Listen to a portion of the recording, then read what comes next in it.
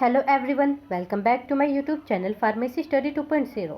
सो आज की क्लास में हम ऑटोनॉमिक नर्वस सिस्टम के बारे में पढ़ेंगे कि ऑटोनॉमिक नर्वस सिस्टम होता क्या है, उसके कौन कौन से डिविजन्स होते हैं, उन डिविजन्स के क्या क्या फंक्शंस होते हैं, न्यूरोट्रांसमीटर्स क्या होते हैं, उन न्यूरोट्रांसमीटर्स की टाइप्स कौन कौन से होते हैं, उनके एग्जाम्पल्स के बारे में। जो ऑटोनॉमिक नर्वस सिस्टम है उससे रिलेटेड क्वेश्चन हमारा कई बार पूछ लिया जाता है कि हमारा जो ऑटोनॉमिक नर्वस सिस्टम है उसको डिफाइन करो, उसके जो भी डिविजन्स हैं उनमें डिफ्रेंशिएट करो या फिर उनके फंक्शंस के बारे में लिखो, ये पूछ लिया जाता है हमारा। तो हमारा जो ऑटोनॉमिक नर्वस सिस्टम है वो हमारा एक कौन सा सिस्टम है, ये वो सिस्टम है जो हमारी बॉडी में बिल्कुल डिस्ट्रीब्यूटेड है वाइडली, यानी कि फैला हुआ है। ये क्या करता है, हमारे जो टिश्यूज़ है हमारी बॉडी में उनको कंट्रोल करता है, जैसे कि हमारी स्मूथ मसल्स हो गई, हार्ट हो गया, ग्लैंड्स हो गई, इनको क्या करता है, कंट्रोल करता है। जो और ये उन टिश्यूज़ को कंट्रोल करता है जो कि हमारे वॉलेंट्री, यानी कि जिनको हम खुद कंट्रोल नहीं कर सकते। जैसे कि हम अपने हाथ को हिला सकते हैं, हम अपने पैर को हिला सकते हैं, मूव कर सकते हैं, लेकिन हमारा ब्रेन है, हमारा हार्ट है, हम इनको मीन्स अपने अकॉर्डिंग नहीं कंट्रोल कर सकते।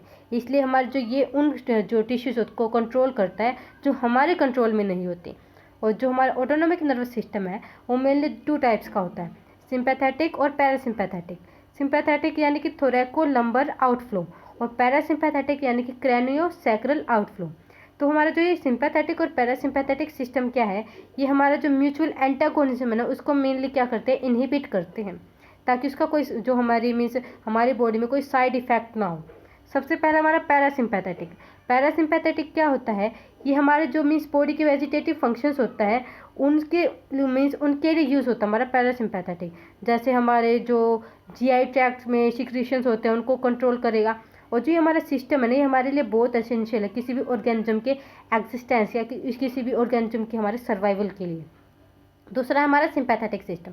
सिंपैथेटिक सिस्टम में क्या होता है, ये जो सिस्टम होता है ये किसी भी ऑर्गेनिज्म को ना इमरजेंसी के लिए मीन्स प्रिपेयर करता है। इसको हम दूसरे नाम से क्या बोल सकते हैं, फाइट और फ्लाइट।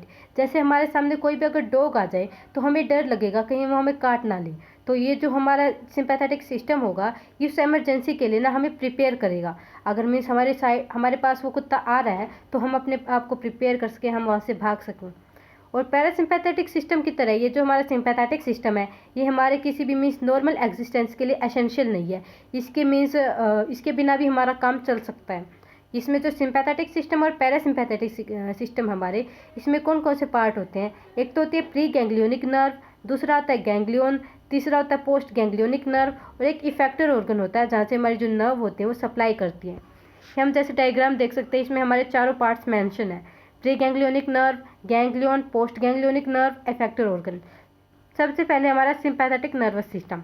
सिंपैथेटिक नर्वस सिस्टम में सबसे पहले हमारी प्री गैंग्लियोनिक फाइबर्स, ये हमारी वो फाइबर्स होती हैं, ये हमारे जो अराइज होती है, हमारे जो स्पाइनल कोड है उसके जो होर्न सेल्स है ना वहाँ से हमारी अराइज होंगी प्री गैंग्लियोनिक फाइबर्स।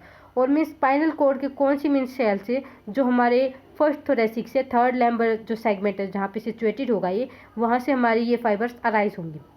और उसके बाद ये क्या करेंगी, जो हमारे स्पाइनल नर्व्स का जो एंटीरियर नर्व रूट होता है ये उसमें से पास करेंगी, और फिर मैं जो हमारी ये स्पाइनल नर्व्स है उसमें कुछ डिस्टेंस के लिए क्या करेंगी, ये रन करेंगी।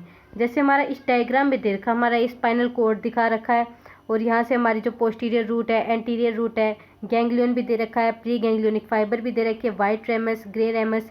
ये जो हमारा ग्रे रेमस है ये हमारा पैरासिम्पैथेटिक में नहीं, ये हमारा पोस्ट गैंग्लियोनिक फाइबर्स में आएगा। और जो ये हमारा वाइट वाला है ये वाला आएगा हमारा इसमें प्री गैंग्लियोनिक फाइबर्स में। जैसे मैंने बताया था कि जो हमारा ये फाइबर्स होंगी वो कुछ डिस्टेंस के लिए जो हमारे स्पाइनल नर्व्स में रन करेंगे। उसके बाद क्या करेंगे, जो स्पाइनल नर्व्स के बाद ये क्या करेंगी, जो हमारा सिंपैथेटिक चेन का जो गैंग्लिया ना उससे कम्युनिकेट करेंगे फाइबर्स, और किसके थ्रू करेंगी, वो हमारा वाइट रमे कम्युनिकेंट्स। ये क्या करते हैं, हमारी ये जो सिंपैथेटिक चेन होती है उसमें क्या होते हैं, हमारी गैंग्लिया की एक पूरी सीरीज होती है जो कि हमारा जो वर्टेब्रल कॉलम या फिर हमारे जो स्पाइनल कोड है उसकी मीन्स साइड में प्रेजेंट होता है। और जो ये गैंग्लिया होता है ये मीन्स एक दूसरे से कैसे कनेक्टेड होते हैं, फाइबर्स के थ्रू। जैसे हमारी प्री गैंग्लियोनिक फाइबर्स होगी या फिर पोस्ट गैंग्लियोनिक फाइबर्स होगी। पोस्ट गैंग्लियोनिक फाइबर्स हमारी क्या होंगी, ये हमारी बनी होंगी ग्रे रमी कम्युनिकेंट्स की उससे। ये भी हमारी सिंपैथेटिक जो चेन होती है उसके गैंग्लिया से ही अराइज होंगी। ये हमारी जो पोस्ट गैंग्लियोनिक फाइबर्स होती हैं वो हमारे स्पाइनल नर्व में एंटर कौन सी लेवल पे करते हैं, उसी लेवल पे जहाँ से मीन्स जिस लेवल पे उनको क्या करना, रीच करना, जिस ऑर्गन को उन्हें रीच करना है, जहाँ पे उन्हें सप्लाई देनी है, वहाँ से ये क्या करेंगे, एंटर करेंगे हमारे स्पाइनल नर्व में। फिर है हमारा parasympathetic nervous system. Parasympathetic nervous system में हमारी जो सेल्स होते हैं वो कहाँ से अराइज होती है, मेनली ये 3 जगह से अराइज होंगी, मिड ब्रेन, मेडुला और जो हमारे स्पाइनल कॉर्ड की सैक्रल पोर्शन है वहाँ से। और अब हम देखते हैं जो ये हमारी सेल्स हैं ये इन तीनों पार्ट के कौन से मीन्स कहाँ से अराइज होंगी। जो हमारा सबसे पहला है मिड ब्रेन। मिड ब्रेन में ये जो हमारी ओक्यूलोमोटर नर्व होती है, जो वहाँ से हमारी जो ये प्री गैंग्लियोनिक फाइबर्स है वहाँ से ये अराइज होंगी। दूसरा है हमारा मेडुला। मेडुला में जो फेशियल नर्व होते हैं, ग्लैसोफेरेंजियल नर्व होती है, वेगस नर्व होती है, मेडुला में हमारे वहाँ से ये प्री गैंग्लियोनिक फाइबर्स है वो अराइज होंगी। तीसरी हमारी जो sacral portion of spinal cord, ये वहाँ पे जो हमारा एंटीरियर कॉलम होता है, सेकंड, थर्ड और फोर्थ लंबर सेगमेंट, ये वहाँ से अराइज होंगी हमारे स्पाइनल कॉर्ड के। फिर उसके बाद ये क्या करेंगी, जो हमारी स्पाइनल नर्व्स का एंटीरियर रूट है वहाँ से पास करेंगी। जैसे हमारा जो सिंपैथेटिक ये नर्वस सिस्टम था उसमें भी हमारा क्या था, जो स्पाइनल नर्व्स का जो एंटीरियर नर्व रूट था वहाँ से ही हमारी प्री गैंग्लियोनिक फाइबर्स क्या करती थी, रन करती थी। अब ये भी हमारा प्री गैंग्लियोनिक फाइबर्स है, तो यहाँ पे भी हमारे जो स्पाइनल नर्व्स का जो ये फाइबर्स होंगे वहाँ उसमें क्या करेंगी, एंटीरियर रूट से हमारी पास करेंगी।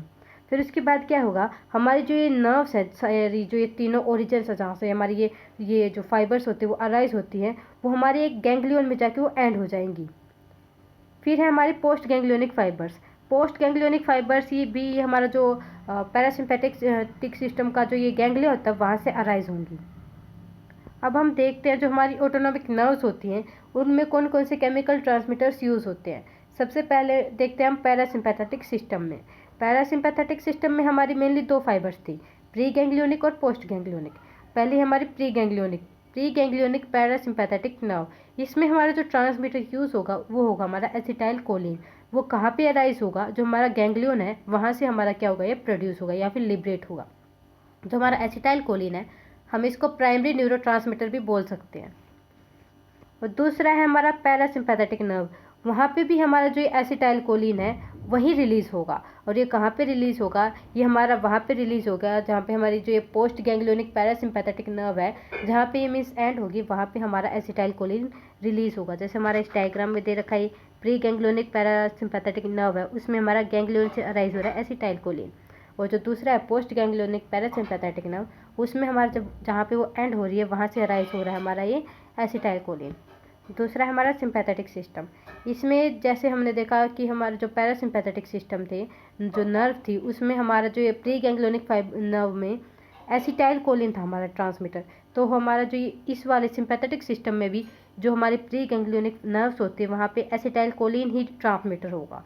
लेकिन जो पोस्ट गैंग्लियोनिक सिंपैथेटिक नर्व्स होती हैं वहाँ पे हमारा एसिटाइल कोलिन नहीं, वहाँ पे हमारा नोरेड्रेनालिन जो ट्रांसमीटर होता है वो हमारा वहाँ पे क्या होगा, प्रोड्यूस होगा। कहाँ पे प्रोड्यूस होगा, जहाँ पे हमारी ये जो पोस्ट गैंग्लियोनिक सिंपैथेटिक नर्व होती है ना, वहाँ से ये मीन जहाँ पे वो एंड होती है वहाँ पे हमारा ये प्रोड्यूस होगा नोरेड्रेनालिन।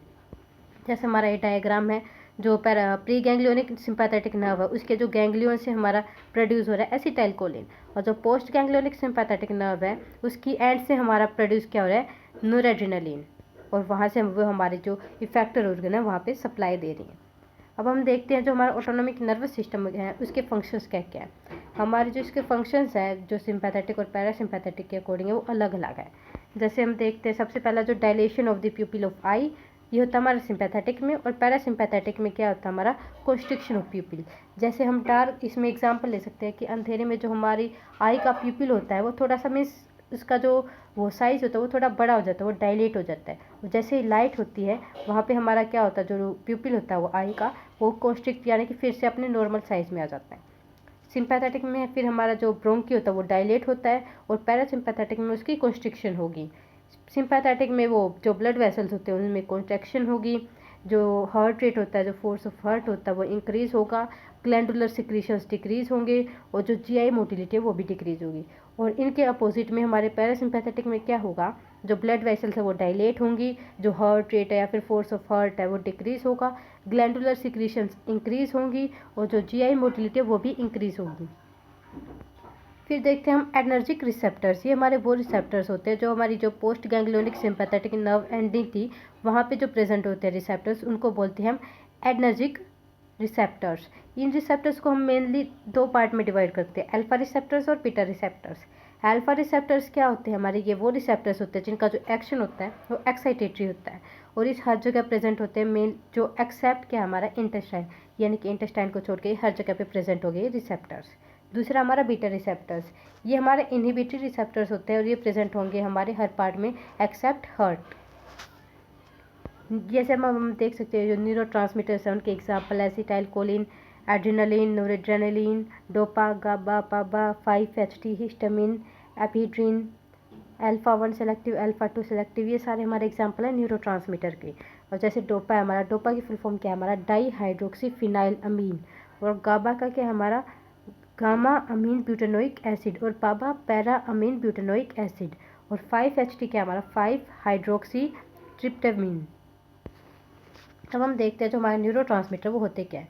न्यूरो ट्रांसमीटर क्या होते हैं हमारे, ये बॉडी के वो केमिकल मैसेंजर्स होते हैं जो कि हमारे मैसेज है उसको मीन्स कैरी करेंगे एक नर्व सेल से दूसरी नर्व सेल तक, किसी भी मीन्स मसल में, ग्लैंड में, मीन्स ये वहाँ पे क्या करेंगे, मैसेज को कैरी करेंगे एक जगह से दूसरी जगह पर। और ये मैसेज क्या करेंगे, हमारी हेल्प करेंगे ताकि हमारे जो लिम्स हैं हम उनको मूव कर सकें, जो सेंसेशंस हैं उनको फील कर सकें, जो हमारा हार्ट बीट मीन्स उसको कंटिन्यू में रख सकें, और जो हमारी कोई भी चेंज हो रहा है तो उसके अकॉर्डिंग हमारी बॉडी है वो रिस्पॉन्ड कर सकें। और जो हमारा ये रिस्पॉन्ड होता है वो कैसे मिलता है हमारी बॉडी को, जो इंटरनल पार्ट होते हैं हमारी बॉडी के और इन्वायरमेंट है उसके अकॉर्डिंग, अगर उसमें कोई चेंज आएगा ना तो उसी के अकॉर्डिंग हमारी बॉडी में क्या करेगी, वो रिस्पॉन्ड देगी उसके अकॉर्डिंग। अब हम देखते हैं जो न्यूरो ट्रांसमीटर्स है उनके फंक्शंस क्या क्या है। ये हमारे मेनली कंट्रोल करेगी जैसे हार्ट बीट को, ब्लड प्रेशर को, ब्रीदिंग को, मसल मूवमेंट को, थॉट को, मेमोरी को, लर्निंग को, फीलिंग्स को, स्लिप को, में जो ये हमारी स्लिप को रेगुलेट करेगी या फिर मेंटेन रखेगी, ज़्यादा से ज़्यादा या फिर कम से कम नहीं, हमारी जो स्लीप है उसको नॉर्मल उसमें रखेगी। हीलिंग पावर को, एजिंग को, स्ट्रेस रिस्पॉन्स को, हार्मोन रेगुलेशन को। ये मेनली जो हमारे न्यूरो ट्रांसमीटर्स होते हैं वो दो टाइप के होते हैं, एक्साइटेटरी और इनहिबिटरी। एक्साइटेटरी क्या होता है, इसमें जो हमारे न्यूरॉन्स होते हैं वो एक्साइट स्टेट में हो जाते हैं और वो क्या होंगे, जो हमारा मैसेज है वो बिल्कुल एक मीन्स फास्ट वे में हमारा क्या होगा, पास होगा एक नर्व सेल से दूसरी नर्व सेल में। जैसे इसमें दे रखा जो हमारा मैसेज है वो कंटिन्यू पास होगा हमारी नेक्स्ट सेल में। जैसे हमारे इसके एग्जांपल्स कौन कौन से हैं, ग्लूटामेट, एपिनेफ्रिन या फिर नोरेपिनेफ्रिन। और दूसरा है इनहिबिटरी। इनहिबिटरी क्या होते हैं, ये जो हमारा मैसेज होता है ये उसको इनहिबिट करता है, ये ताकि हमारा जो मैसेज है वो दूसरी सेल तक ना पहुंच सके। इसके जैसे हमारे एग्जांपल्स हो गए गाबा, गामा अमीनोब्यूटारिक एसिड, ग्लाइसिन, सेरोटोनिन। ये हमारे इनहिबिटिंग जो न्यूरोट्रांसमीटर्स हैं उनके एग्जांपल्स हैं। हमने जो ये जो दो सिस्टम के बारे में पढ़ा था, सिंपैथेटिक नर्वस सिस्टम और पैरासिम्पैथेटिक नर्वस सिस्टम, उनमें मीन्स हम ये भी डिफ्रेंशिएट कर सकते हैं। जैसे हम जो सिंपैथेटिक नर्वस सिस्टम है उसको हम बोलते हैं फाइट और फ्लाइट वाला जो सिस्टम है वो, और जो पैरासिम्पैथेटिक सिस्टम है उसको क्या बोलते हैं हम, रेस्ट और डाइजेस्ट वाला सिस्टम।